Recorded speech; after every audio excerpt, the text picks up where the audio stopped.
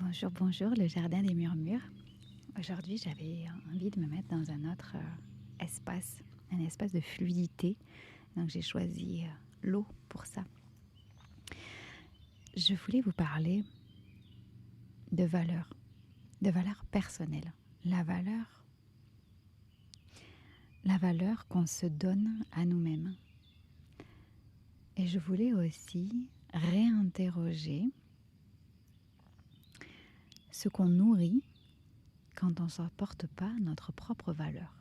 Voilà, ce sont les deux questions d'aujourd'hui. Notre valeur définie par nous-mêmes et aussi ce qu'on nourrit quand on attend que notre valeur, elle vienne de l'extérieur. De l'extérieur, c'est-à-dire que les autres nous valorisent, que les autres confirment, que les autres comprennent, qu'on ait des résultats extérieurs, des ventes, voilà, des résultats extérieurs. Et on va parler de ça aujourd'hui. C'est un sujet qui, pour moi, est spécial, ce sujet, parce que je suis encore en chemin et ce chemin chez moi est long. Voilà, alors pour raconter un bout de mon histoire sur ça, moi, dans le cadre de ma vie personnelle, je n'ai jamais eu besoin de témoignages extérieurs. Je n'ai jamais eu besoin d'avoir des exemples de mamans, de parents, de couples qui marchent. Ça ne m'est même pas venu à l'idée et si je suis honnête, je trouverais ça bizarre aujourd'hui dans ma vie par rapport à qui je suis. Et jamais ça m'est venu à l'idée de me documenter sur comment font certaines mamans pour ceci, pour cela.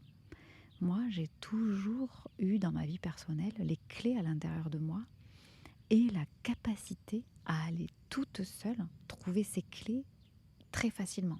C'est-à-dire sans difficulté, sans attendre, sans lenteur, sans accroc, etc.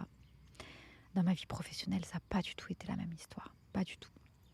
Et ça, je le tiens, je le dois à mon histoire.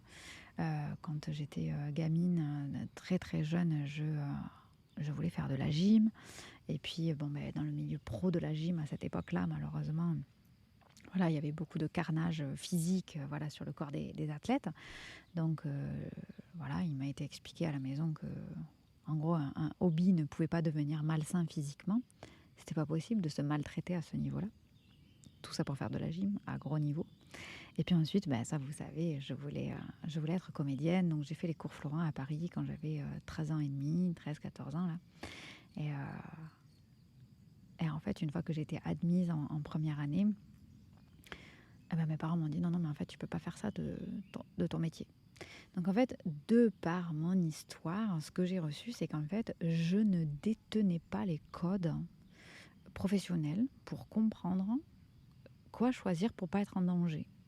Donc dans le premier cas, j'étais en danger physique. Il y avait un danger pour ma santé physique, pour ma croissance. C'est très drôle de penser qu'aujourd'hui, je n'ai pas fait de gym, mais je fais toujours que 1m55. En fait, j'aurais pu faire de la gym, ça n'aurait rien changé. J'aurais fait 1m52. Ça n'aurait rien changé. Si, j'aurais peut-être pu m'habiller du coup chez les teenagers, ce que je ne peux pas faire. C'est peut-être une question de poids, vous me direz. Voilà. Et donc, c'est drôle, il faut quand même... c'est pas parce que c'est sérieux qu'on peut pas en rire. Donc, il y a ce côté, je n'ai pas les codes. Pour être en bonne santé physique, c'est quelqu'un d'autre. Donc là, le parent, c'est l'autre qui détient les codes. De l'autre côté, on a je veux être comédienne, mais ça, c'est pas possible, on peut pas en vivre. Donc, qu'est-ce qu'on comprend quand on est gamin? Je peux pas en vivre. Je peux pas en vivre, j'aurais pas assez d'argent. Si j'ai pas assez d'argent, j'ai pas de quoi manger. Si j'ai pas de quoi manger, effectivement, c'est difficile de vivre. Bon, c'est très terre à terre, mais voilà. Et donc, dans les deux cas, je n'ai pas à l'intérieur de moi les clés pour savoir quelle est ma vérité. Les clés sont détenues à l'extérieur de moi. Et donc le lien avec le sujet d'aujourd'hui, c'est la valeur. Et ça veut dire que vu que ce sont les autres qui détiennent les codes de compréhension, ils détiennent aussi ce qui est valorisable. ce qui a de la valeur. Ce sont les autres qui savent ce qui a de la valeur, puisqu'apparemment, moi, j'ai pas compris. Puisque dans ce que je veux faire à tout prix, je crains pour ma santé physique et l'autre pour ma survie. Ah, j'ai pas dû comprendre. Alors en plus, moi, je suis un cerveau délicieux, donc les codes de la société, je ne les comprends pas d'office. C'est-à-dire qu'il me faut du temps pour comprendre pourquoi il y a des gens qui peuvent croire à ça. Et c'est ok, hein, je mets un peu de temps, mais comme ça ne fait pas partie de ma norme, bah, ça me prend du temps. Donc en fait, ça me prend du temps de comprendre la norme. Une fois que j'ai compris la norme, bah, c'est bien. Ou bien, je me caméléonise pour essayer de rentrer dans cette norme qui est imposée de l'extérieur. Voilà. Ce que je veux dire par là, c'est que dans le domaine personnel, je ne me suis même pas intéressée aux normes. Ça ne m'intéresse pas. Ça ne vient pas influencer mon monde. Voilà. Alors que dans le milieu professionnel, non seulement je m'y suis intéressée, mais je m'y suis soumise. Alors là, c'est très intéressant. Et souvent, avec une amie très chère à mon cœur, on voit combien je gérais ma vie personnelle et professionnelle de deux manières très distinctes. Alors que je suis la même personne et que vraiment j'ai à cœur, donc je fais un travail conscient pour relier ce qui a tendance dans la vie à se séparer.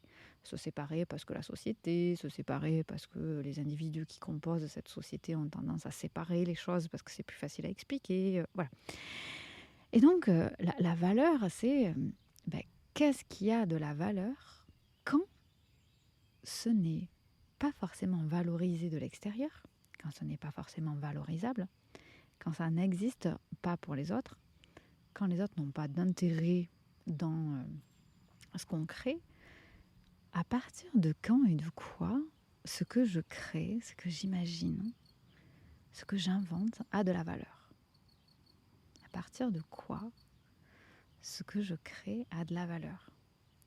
Et moi, souvent, dans le domaine de l'entreprise, parce que l'entreprise, de fait, a besoin de vente pour pouvoir grandir, pour pouvoir survivre aussi, hein, tout simplement, parce qu'elle a des charges à payer, tout ça. Okay. Et donc, ça, c'est quelque chose qui dépend de l'extérieur. Parce que si une entreprise a créé des choses fabuleuses, qui changent la vie des gens, qui sont, voilà, mais qui ne sont pas achetées, de fait, l'entreprise ne peut pas perdurer. Voilà, c'est comme ça. Alors, on va lui injecter des fonds peut-être propres, etc., mais elle ne vit pas, elle n'est pas autonome, elle ne génère pas ce qui lui permet de survivre elle-même. Et donc, dans cette question sur la valeur, c'est le mélange finalement qu'il peut y avoir entre, quand on est entrepreneur notamment, quand est-ce que j'estime que les choses que j'imagine, que je crée, que je fabrique, que je mets en œuvre, que je pense, que je mets en œuvre, partir de quels éléments elles ont de la valeur. Et surtout, quand les choses que moi je valorise, moi, n'ont pas d'écho à l'extérieur, quelle est la blessure que je me plais à nourrir? Évidemment, je viens un peu titiller, hein, parce qu'évidemment, on ne se plaît pas à nourrir des blessures, hein, de fait. Mais quelle est la blessure que je me plais à nourrir? Et finalement, quel est l'avantage secondaire que j'ai à ce que ça se passe exactement comme ça? 2-3 petits exemples.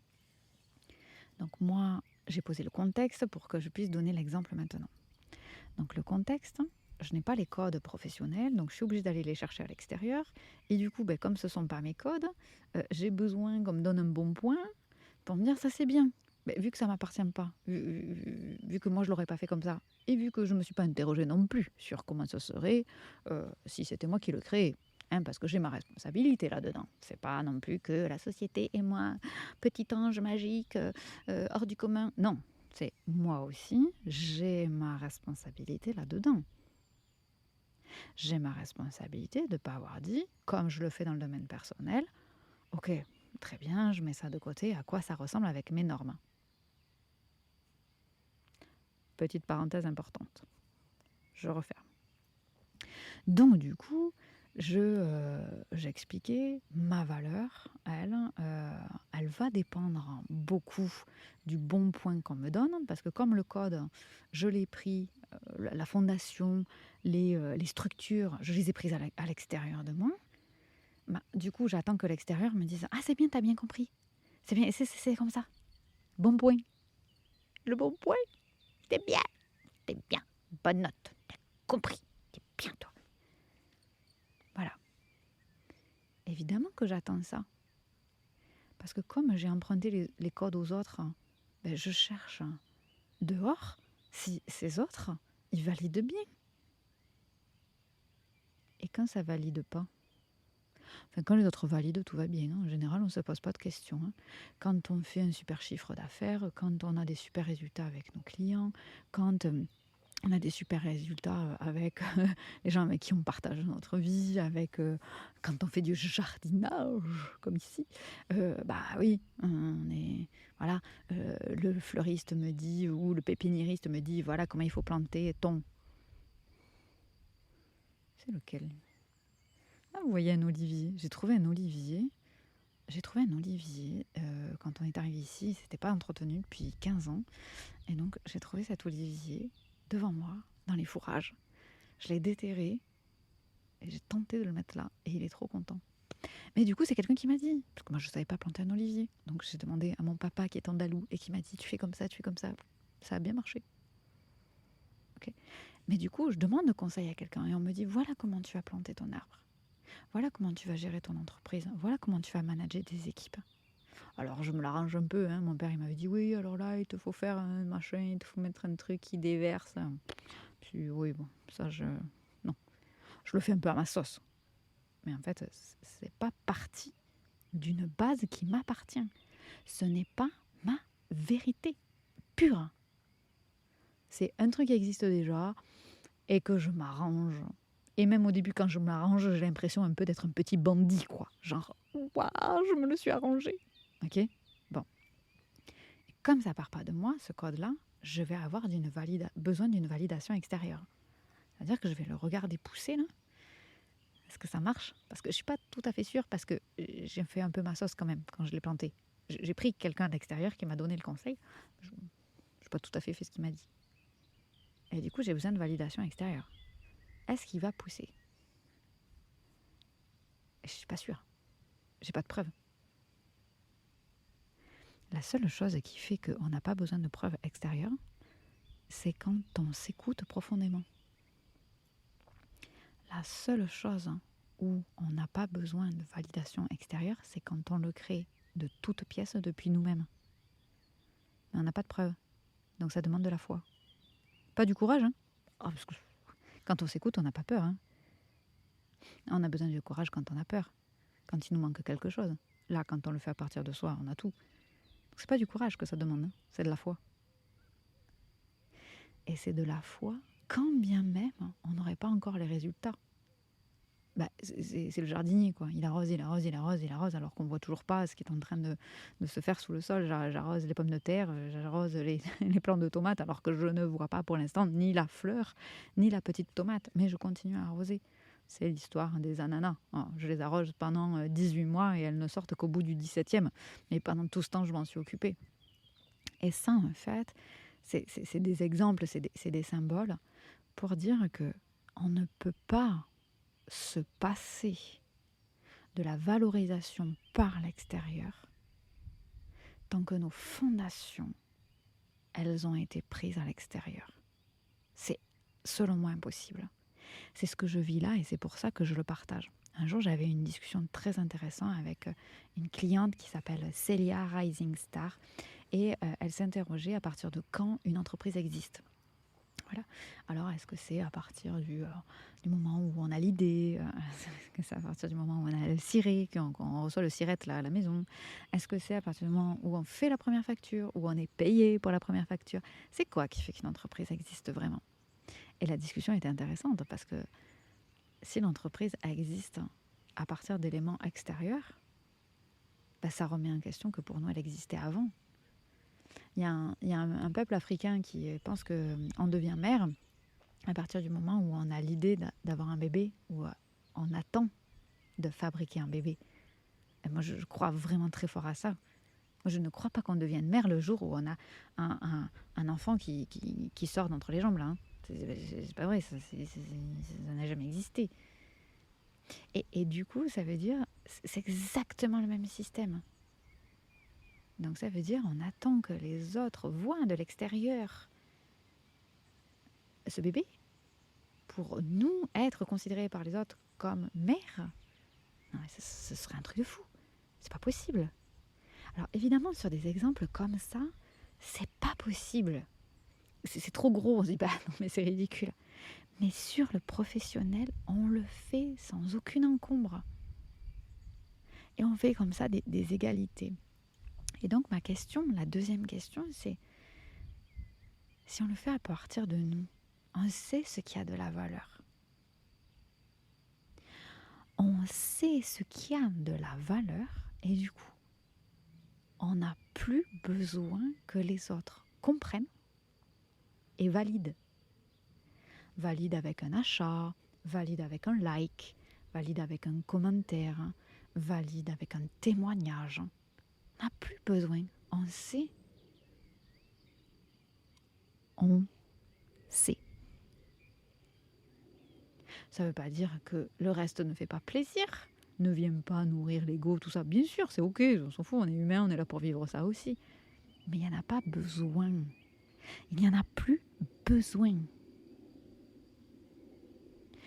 Et du coup, la question, c'est quand on est là et qu'on attend le bon point, quand on attend le résultat, quand on attend le résultat extérieur, qu'est-ce qu'on est en train de nourrir comme blessure ?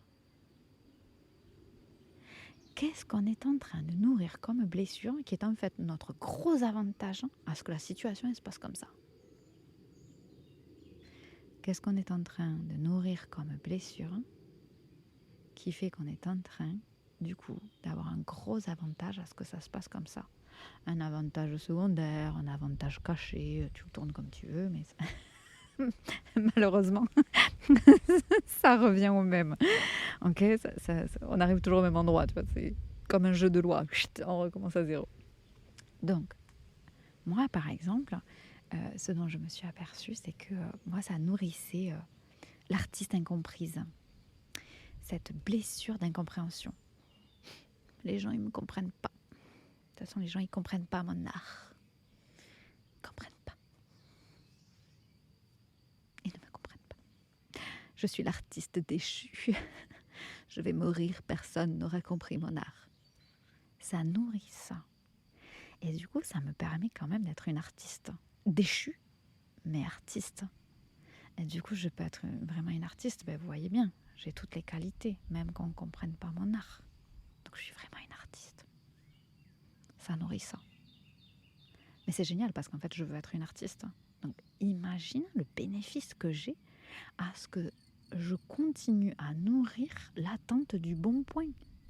Il est énorme. Parce que vu tout ce que je viens de te transmettre, tu sais que ce dont j'aurais rêvé par la gym, la danse, ou bien la scène avec le théâtre, c'est d'être une artiste. Et en attendant le bon point des autres, parce que j'ai utilisé leur code du travail, leur code à eux de compréhension, que j'ai essayé de comprendre moi, donc alors on s'imagine tous les filtres qui sont passés par là, ça nourrit le fait que grâce à ça, quand j'ai pas le bon point, je suis une artiste incomprise. Mais je suis quand même une artiste. Et ça nourrit aussi, donc ça nourrit une identité que j'aimerais avoir. Du coup, grâce à ça, cette partie de moi vit une réalité. Elle est vraiment là. Je suis vraiment une artiste. Donc ça nourrit ça. Donc j'ai vachement de bénéfices à continuer. Et cette partie artistique, si je lui dis non, mais attends, maintenant on va faire en fonction de nous. Donc il y a des trucs qu'on entend en ligne là. Your business, your rules. Bref. Hein, on fera peut-être un sujet sur ça, tellement c'est juste du brouhaha, ça. Mais tant que le corps physique, tant que ce corps physique n'a pas vu son intérêt et n'a pas vécu, parce que le corps, il ne ment pas, hein, Donc le corps, il a besoin d'une opération physique, d'un truc très concret, d'une expérience vécue. Tant que le corps n'a pas vu son intérêt à ce que ça se passe autrement, il n'a aucun intérêt à faire autrement.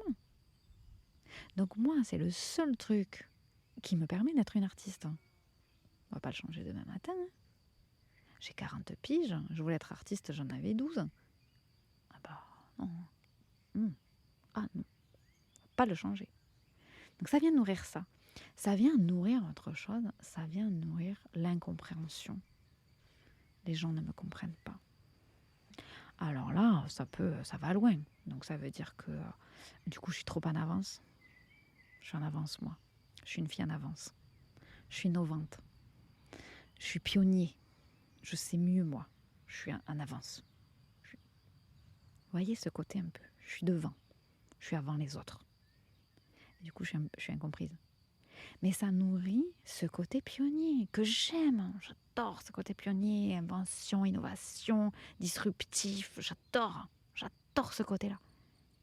Et du coup, ça nécessite, par exemple, très très concrètement, dans ma communication, je me suis aperçue que pendant longtemps, j'avais besoin de m'assurer que les gens avaient bien compris, dans leur tête, mentalement. Est-ce que les gens ont bien compris ce que je dis ? Et souvent, je disais, est-ce que c'est clair ? Oui, est-ce que tu as compris ? Est-ce que tu as compris ? Parce que moi, j'ai peur d'être incomprise. Et du coup, je cherche ta validation pour être comprise, pour m'assurer que je suis comprise. Et ça s'auto-nourrit. Et du coup, si j'ai pas cette validation, je suis pas sûre d'être comprise. Et du coup, ça nourrit mon incompréhension. Et du coup, c'est normal parce que je suis incomprise. Donc, si les gens n'achètent pas, c'est parce qu'ils n'ont pas compris. Donc, c'est parce que c'est pas assez clair. Donc, il faut que je... Ça n'a rien à voir avec la clarté. Ça a à voir avec ce que je nourris grâce à la validation extérieure. Donc, j'ai tout intérêt à garder la validation extérieure. J'ai tout intérêt. Parce que ça nourrit ça. Alors que si ça nourrissait plus rien, j'aurais plus d'intérêt à garder ça. Magique. Alors comment on fait ? La première chose, c'est qu'on commence à créer depuis soi. Depuis soi, mais depuis notre corps. Ça veut dire avec notre timing. S'il te faut 2 ans pour intégrer ça, il te faut 2 ans. S'il te faut 10 ans, il te faut 10 ans. S'il te faut 3 mois, il te faut 3 mois. S'il te faut 2 jours, c'est parfait. Si là, ça te fait un déclic merveilleux, c'est ce que j'espère le plus du monde, évidemment. Mais comme on dit, on ne peut pas forcer une fleur à s'épanouir. On ne peut pas tirer, là, ou écarter pour que les pétales... Non. On est un être vivant. On ne peut pas nous forcer dans un autre rythme que le nôtre. Alors ça peut paraître frustrant parce que du coup on se compare. Oui, non, mais lui, mais elle, et lui. Moi je sais qu'avec mon enfant, je passe beaucoup de temps à dire, elle m'a dit oui, ça, on m'a dit qu'il fallait tant de temps. Je sais pas. Je lui dis, qui c'est qui te l'a dit ? C'est un tel. Je lui dis, ça t'apprend juste qu'un tel, il a mis tant de temps. Mais toi, tu pourras mettre beaucoup plus ou beaucoup moins. En fait, quand quelqu'un nous dit ça, je discutais avec mon mari, il a un gars là, qui fait la méditation et qui dit j'ai vu les bénéfices de la méditation au bout de 1000 heures de méditation. Il m'a dit tu vois, moi je débute juste, ça te donne une idée de tout ce qu'il va me falloir faire. Je ne dis pas du tout parce qu'en fait tu as commencé depuis 1 semaine à peine et toi tu as vachement d'effets. Bon, tu en fais 1 heure par jour, donc en fait tu en as fait 5 heures et toi tu vois déjà les effets au bout de 5 heures. Donc quand il dit ça, ça veut juste dire que pour lui il lui a fallu 1000 heures. Toi il t'a fallu moins de 5. Et puis c'était encore moins parce qu'il fait 20 minutes par jour, donc c'est même pas 5 heures, c'est 2 et 2, 4, 5, 6, 7, 8, 1 heure et demie. Quoi. Donc ce que nous disent les autres, c'est des informations importantes pour mieux les connaître. Et du coup on peut là dire, ah oui, je me souviens, ça t'avait mis 1000 heures, ah ça t'a mis 3 heures, c'est intéressant, c'est pas pareil. Donc ça nous donne juste des informations pour mieux les comprendre à eux, mais pas pour se comprendre à nous. On s'en fout en fait de cette information-là. Sauf si on est intéressé par cette personne. Et j'ai fait 3 millions d'euros en 1 mois, mais magnifique, c'est super. Ah ouais, la dernière fois, t'avais fait 5 millions. Ah ouais, tu dois être déçu du coup. Ah oui. Ça, c'est neutre pour nous. En tout cas, ça devrait l'être. Et du coup, comment on fait ? Déjà, c'est une expérience du corps physique. C'est une expérience quand est-ce que le corps est prêt à lâcher cette valorisation depuis l'extérieur. dans chaque sphère, pas dans toutes, mais dans chaque sphère de votre vie, de nos vies, au fur et à mesure, parce que moi, je l'ai vécu dans le contexte pro, mais s'il faut, toi, c'est le contexte conjugal, s'il faut, c'est ton contexte parental, tu vois, à analyser en fonction de toi, hein, avec ta souveraineté, ta connaissance de ton histoire, etc. Mais où est-ce qu'on est allé choper les codes des autres? Ok, c'est dans quel domaine? D'accord. Et du coup, est-ce qu'on est prêt à lâcher la valorisation? Parce qu'à un moment donné, dans cette période de reconstruction, on va être dans le vide. The void. Le vide complet. Est-ce qu'on est prêt à ça maintenant? Oui, non, peut-être pas. Peut-être qu'il y a un truc qui n'est pas tout à fait OK dans une autre sphère. On va déjà s'occuper de le stabiliser, puis après on s'occupera de ça. C'est OK. Il y a un temps pour tout. Tout est juste, tout est correct. Et en tout cas, dans ce partage, ce que je veux vraiment dire, c'est qu'on a un intérêt majeur à être valorisé par les autres. Alors, on est un être social aussi, bien sûr, donc on se construit avec et grâce aux autres, c'est évident. Mais là, je ne parle pas de se construire avec ou grâce aux autres. C'est un peu comme... ça me fait penser à une cliente qui se reconnaîtra et en fait, elle a, comme nous, plusieurs parties d'elle. Elle a vraiment une partie à putain de boss, quoi. C'est une putain de boss. Et en gros, ses clients, ils n'aiment pas trop quand elle parle d'argent. Bon, elle n'a pas de problème à parler d'argent. Elle n'a pas de problème à parler d'argent. Mais ses clients, ils n'aiment pas trop quand elle parle d'argent. Ils n'aiment pas trop quand elle parle d'argent avec eux, mais quand elle parle de ce qu'elle gagne aussi, ils sont mal à l'aise. Du coup, ils ne valorisent pas de l'extérieur une partie de sa personnalité. Et du coup, comment on fait? Alors, on leur sert toujours la même partie parce que celle-là, ils la valident. Vous voyez le danger là? Et donc, la question, quand je fais ça, qu'est-ce que je nourris? Quelle est la blessure que je nourris en faisant ça? Par exemple, ça peut être, comme ça, j'appartiens. Et du coup, je nourris la blessure de l'abandon, de l'exclusion. Tu vois comment ça fonctionne le truc? Et du coup, comme je nourris cette blessure, ça fait partie de mon identité. J'ai tout intérêt à continuer comme ça. Moi, je vois, j'ai toujours dit, en fait, s'il y a un client qui n'achète pas le produit, il n'a pas de valeur monétaire, ce qui est vrai. Si tu crées quelque chose, qu'il n'y a personne qui l'achète, il n'a pas de valeur monétaire parce que l'entreprise ne l'a pas vendu. Ok. Mais sauf que l'entreprise, elle est là pour vendre. Afin de survivre. Elle n'est pas là que pour ça. Mais pour survivre, elle en a besoin. Et du coup, quand il y a quelque chose qui ne s'achète pas, ça remet en question sa valeur monétaire, financière. Et ça implique d'autres valorisations. Donc, comment j'ai fait, moi, pour être certaine de ne pas faire dépendre la valeur de ce que je fais de l'extérieur? C'est déjà m'assurer de monter des propositions qui me semblent avoir une très grande valeur pour moi. À l'intérieur.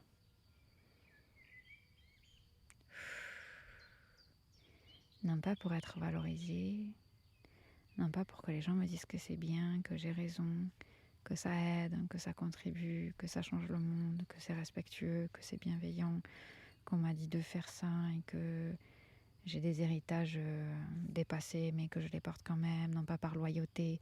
Non, juste moi, de moi, depuis moi, à moi. Et là, je nourris plus rien. Je nourris la foi. Et la foi a besoin de venir renourrir ça. Et là, on est autonome. Là, on est autonome, on n'a plus besoin de rien d'extérieur, on fonctionne tout seul. En fait, que ça s'achète ou pas, c'est pas grave.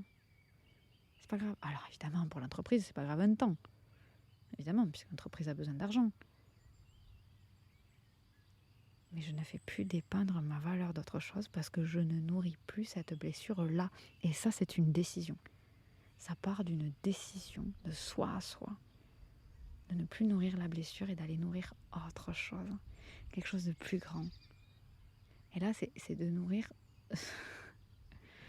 un désir, une envie, un cadre, de nourrir quelque chose qui est fluide, quelque chose qui est doux, quelque chose dans lequel on peut pénétrer. C'est pas lourd, pas besoin de forcer, c'est léger. On peut s'y abandonner. Voilà mon partage d'aujourd'hui.